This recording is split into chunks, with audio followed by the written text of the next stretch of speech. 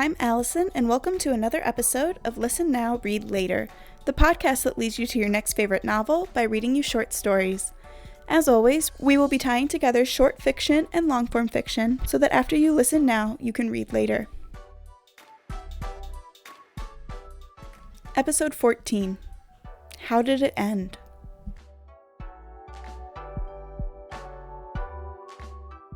For this October episode, we're bringing you two stories that are sure to leave you talking about the way they ended.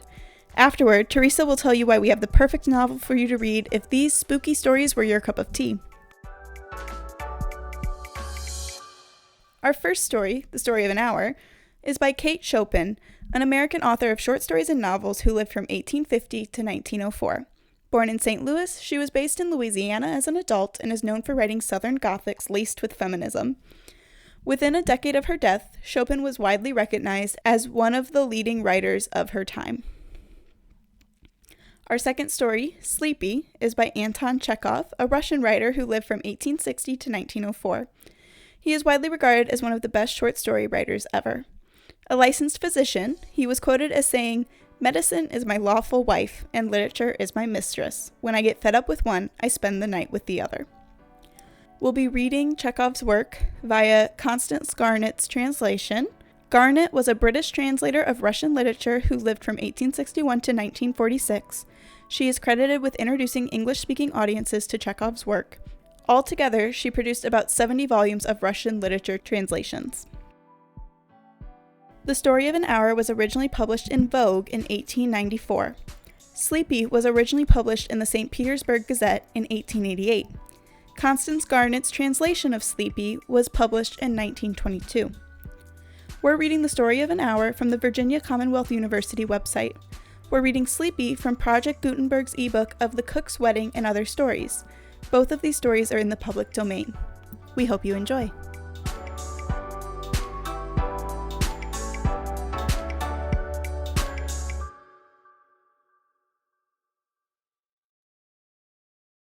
The Story of an Hour by Kate Chopin.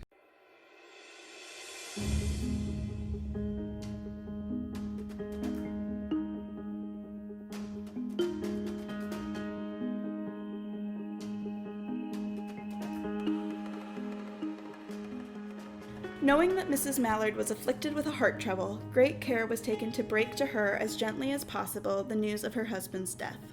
It was her sister Josephine who told her, in broken sentences, veiled hints that revealed in half-concealing. Her husband's friend Richards was there, too, near her.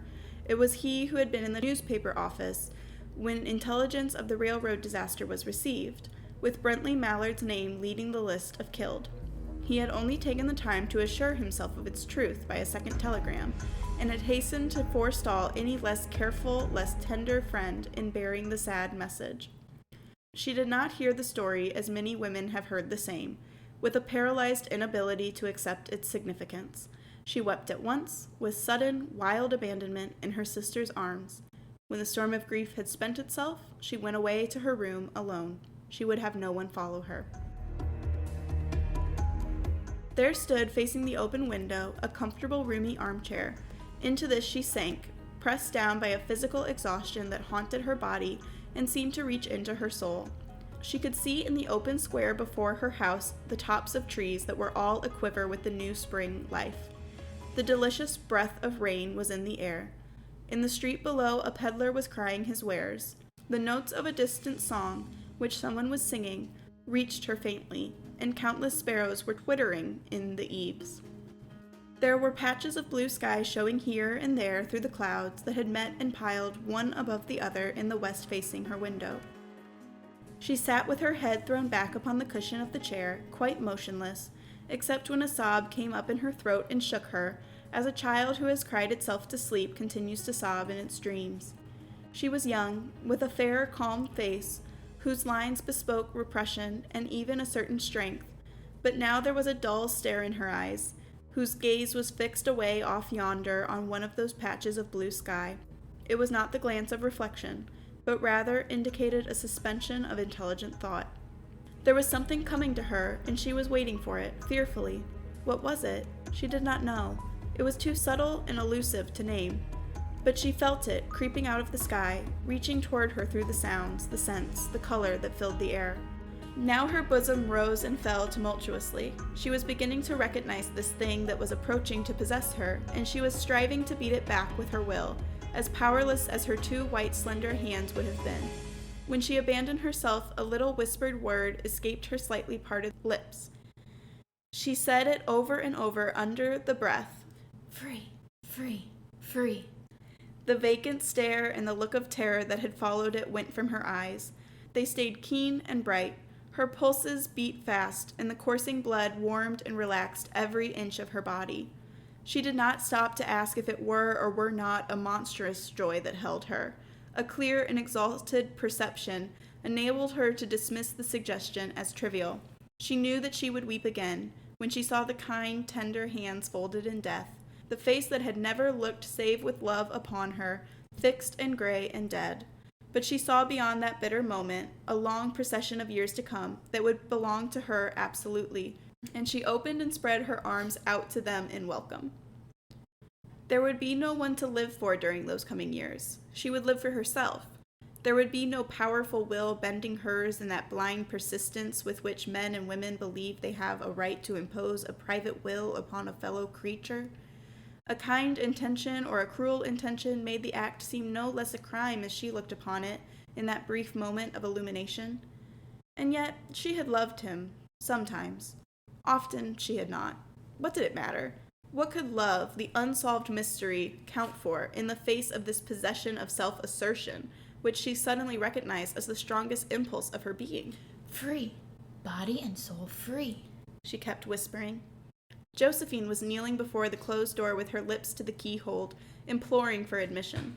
"Louise, open the door. I beg, open the door. You will make yourself ill. What are you doing, Louise? For heaven's sake, open the door." "Go away. I am not making myself ill." No, she was drinking in a very elixir of life through that open window. Her fancy was running riot along those days ahead of her, spring days and summer days and all sorts of days that would be her own. She breathed a quick prayer that life might be long. It was only yesterday she had thought with a shudder that life might be long. She arose at length and opened the door to her sister's importunities. There was a feverish triumph in her eyes, and she carried herself unwittingly like a goddess of victory. She clasped her sister's waist, and together they descended the stairs. Richard stood waiting for them at the bottom. Someone was opening the front door with a latchkey. It was Bruntley Mallard who entered, a little travel-stained, composedly carrying his gripsack and umbrella. He had been far from the scene of the accident, and did not even know there had been one. He stood amazed at Josephine's piercing cry, at Richard's quick motion to screen him from the view of his wife. When the doctors came, they said she had died of heart disease, of the joy that kills.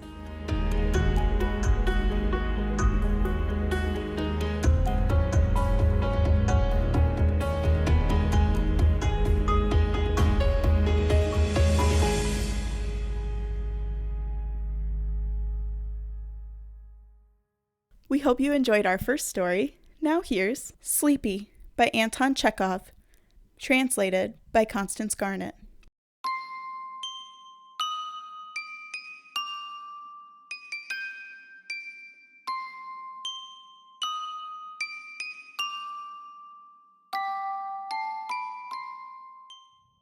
Night. Varka, the little nurse, a girl of 13, is rocking the cradle in which the baby is lying and humming hardly audibly, "Hush-a-bye, my baby wee, while I sing a song for thee."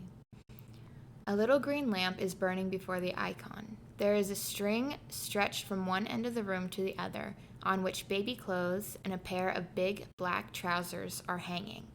There is a big patch of green on the ceiling from the icon lamp, and the baby clothes and the trousers throw long shadows on the stove, on the cradle, and on Varka. When the lamp begins to flicker, the green patch and the shadows come to life and are set in motion as though by the wind. It is stuffy. There is a smell of cabbage soup and of the inside of a boot shop. The baby's crying. For a long while he has been hoarse and exhausted with crying, but he still goes on screaming, and there is no knowing when he will stop. And Varka is sleepy. Her eyes are glued together, her head droops, her neck aches. She cannot move her eyelids or her lips, and she feels as though her face is dried and wooden, as though her head has become as small as the head of a pin. Hush-a-bye, my baby wee, she hums, while I cook the groats for thee. A cricket is churring in the stove. Through the door in the next room, the master and the apprentice Afanasy are snoring. The cradle creaks plaintively, Varka murmurs, and it all blends into that soothing music of the night to which it is so sweet to listen when one is lying in bed. Now that music is merely irritating and oppressive because it goads her to sleep, and she must not sleep. If Varka, God forbid, should fall asleep, her master and mistress would beat her. The lamp flickers. The patch of green and the shadows are set in motion, forcing themselves on Varka's fixed, half-open eyes, and in her half-slumbering brain are fashioned into misty visions. She sees dark clouds chasing one another over the sky and screaming like the baby. But then the wind blows, the clouds are gone, and Varka sees a broad, high road covered with liquid mud. Along the high road stretch files of wagons, while people with wallets on their backs are trudging along and shadows flit backwards and forwards. On both sides she can see forests through the cold, harsh mist. All at once, the people with their wallets and their shadows fall on the ground in the liquid mud. "What is that for?" Varka asks. To sleep, they answer her. And they fall sound asleep and sleep sweetly, while crows and magpies sit on telegraphed wires, scream like the baby, and try to wake them. "Hush-a-bye, my baby wee, I will sing a song to thee," murmurs Varka, and now she sees herself in a dark, stuffy hut. Her dead father, Yefim Stepanov, is tossing from side to side on the floor. She does not see him, but she hears him moaning and rolling on the floor from pain. His guts have burst, as he says. The pain is so violent that he cannot utter a single word, and can only draw in his breath and clack his teeth like the rattling of a drum. Boo, boo, boo, boo. Her mother, Pelagaya, has run to the master's house to say that Yefim is dying. She has been gone a long time and ought to be back. Varka lies awake on the stove and hears her father's Boo, boo, boo. And then she hears someone has driven up to the hut. It is a young doctor from the town, who has been sent from the big house where he's staying on a visit. The doctor comes into the hut. He cannot be seen in the darkness, but he can be heard coughing and rattling the door. Light a candle. Boo, boo, boo. Answers Yefim. Pelagaya rushes to the stove and begins looking for a broken pot with the matches. A minute passes in silence. The doctor, feeling his pocket, lights a match. "In a minute, sir, in a minute," says Pelagaya. She rushes out of the hut and soon afterward comes back with a bit of candle. Yefim's cheeks are rosy and his eyes are shining, and there's a peculiar keenness in his glance, as though he were seeing right through the hut and the doctor. Come, what is it? What are you thinking about? Says the doctor, bending down to him. Ah, have you had this long? What? Dying, Your Honor? My hour has come. I am not to stay among the living. Don't talk nonsense. We will cure you. That's as you please, Your Honor. We humbly thank you. Only we understand. Since death has come, there it is. The doctor spends a quarter of an hour over Yefim. Then he gets up and says, I can do nothing. You must go into the hospital. There they will operate on you. Go at once. You must go. It's rather late. They will be asleep in the hospital. But that doesn't matter. I will give you a note. Do you hear? "Kind sir, but what can he go in? says Pelagaya. We have no horse." Never mind. I'll ask your master. He'll have a horse. The doctor goes away. The candle goes out. And there again is the sound of Boo, boo, boo.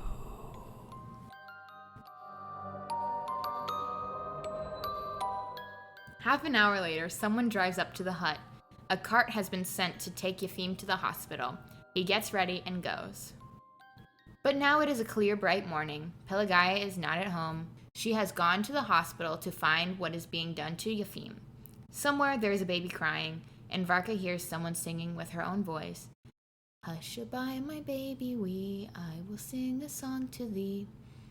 Pelagaya comes back. She crosses herself and whispers, They put him to rights in the night, but toward morning he gave up his soul to God. The kingdom of heaven be his and peace everlasting. They say he was taken too late. He ought to have gone sooner. Varka goes out into the road and cries there. But all at once someone hits her on the back of her head so hard that her forehead knocks against a birch tree. She raises her eyes and sees facing her her master, the shoemaker. What are you about, you scabby slut? He says. The child is crying and you are asleep. He gives her a sharp slap behind the ear, and she shakes her head, rocks the cradle, and murmurs her song.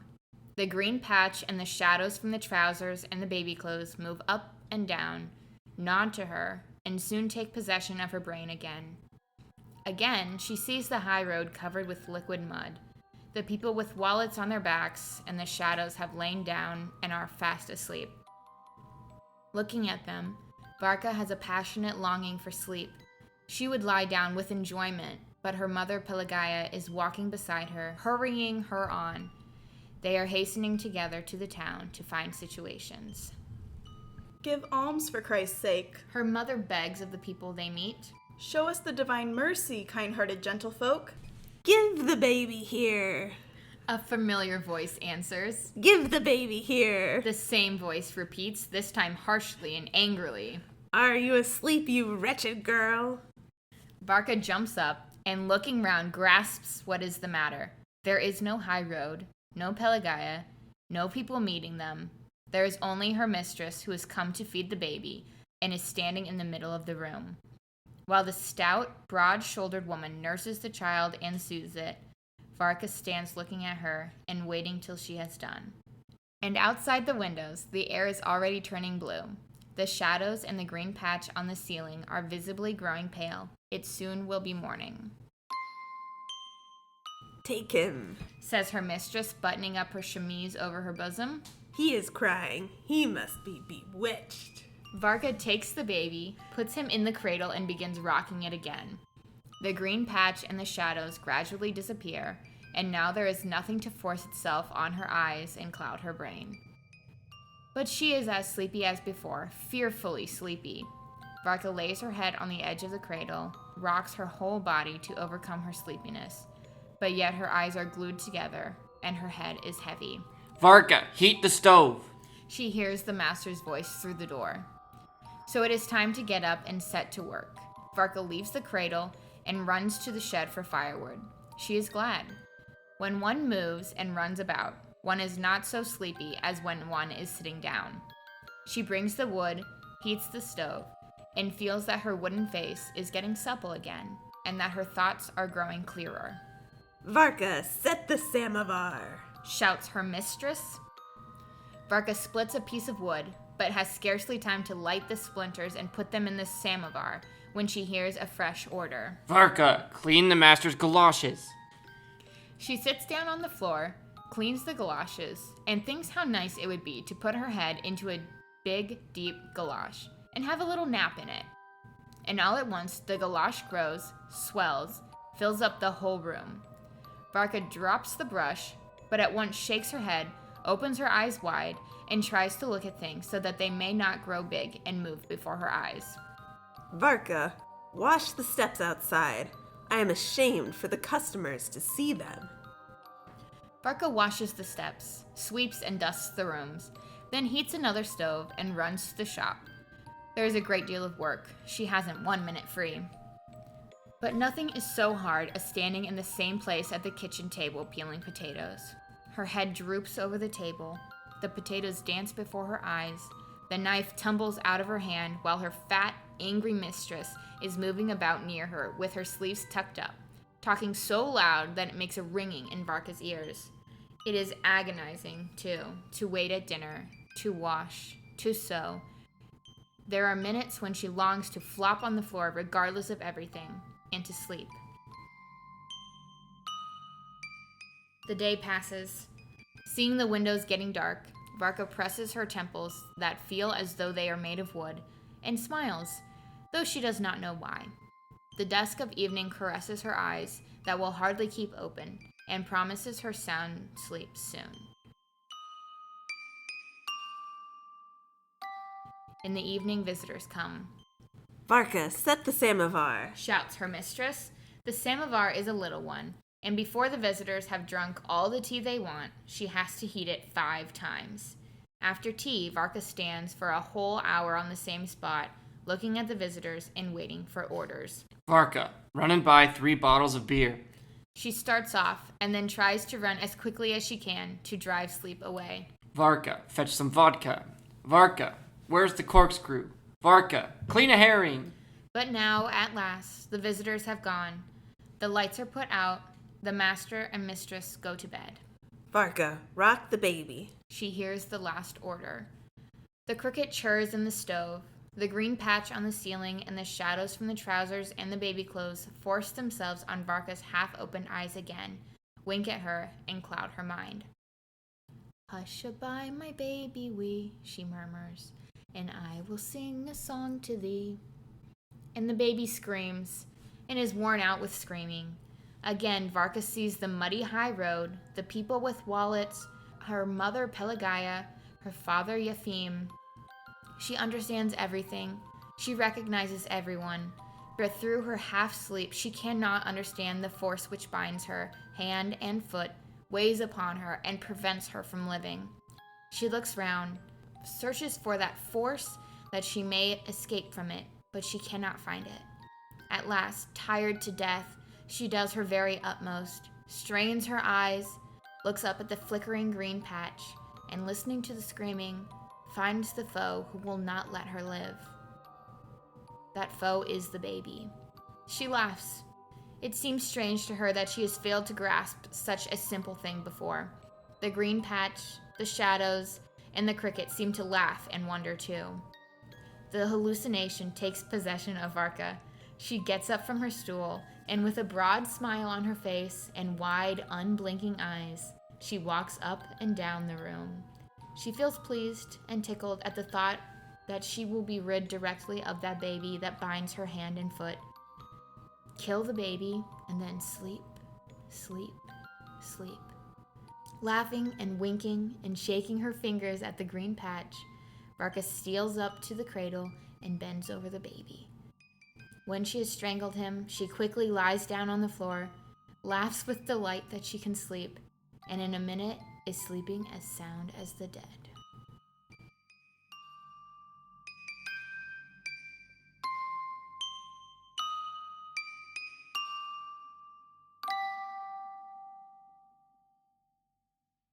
Now that you've listened, here's what to read later. All things end. Stories end. Days end. Even lives eventually end. This is an inevitable fact of mortality. Yet we decide to take part in and enjoy things. Why? Because the mystery and intrigue is not what happens in the end, but how. How will our characters learn? How will they overcome their trials? How will we feel when the last page is turned? Even though all stories end, we still read them to experience them in the moment. These 2 stories have especially striking endings. Their startling twists lead us full force into the story's purpose and hit you with emotions mixed with surprise. You will not soon forget these endings. So if you are in on a story for the experience and the journey, if you know being a woman is one of the most haunting plot lines of all, if you enjoy dark and eerie tones, and if you love a good ending, then you have to read The Gracier by Kim Liggett. Women have magic. According to Tierney's society, this magic is very dangerous. If women were allowed to keep this magic and become wives, they would destroy the wholesome society. So, to rid women of their magic, they are sent away, their 16th year, to live far from their friends and family and shed their beguiling magic. Then, when they return, they can marry and become obedient wives. What happens during the grace year is a mystery, and there are never as many returning girls as there were leaving. But Tierney is not like other girls. She is going to survive. She is going to make a path for herself. She is not going to be reduced to only a wife. At least, that was her plan. This book is heart-pounding, grotesque, shudder-inducing intensity. It is a story that is impossible to put down and constantly keeps you on your toes. And just when you think you know where the story is going and how it will end, you will be wrong. So if you enjoyed The Story of an Hour and Sleepy, then you have to read The Gracier by Kim Liggett. Thanks for listening to this episode of Listen Now, Read Later. Follow us on Instagram for fun extras and updates on our next episode. Want to support local booksellers and this podcast? Buy The Gracier and any other books you want through our bookshop.org affiliate store. Now it's time for you to go read the book, and we'll catch you when you listen later.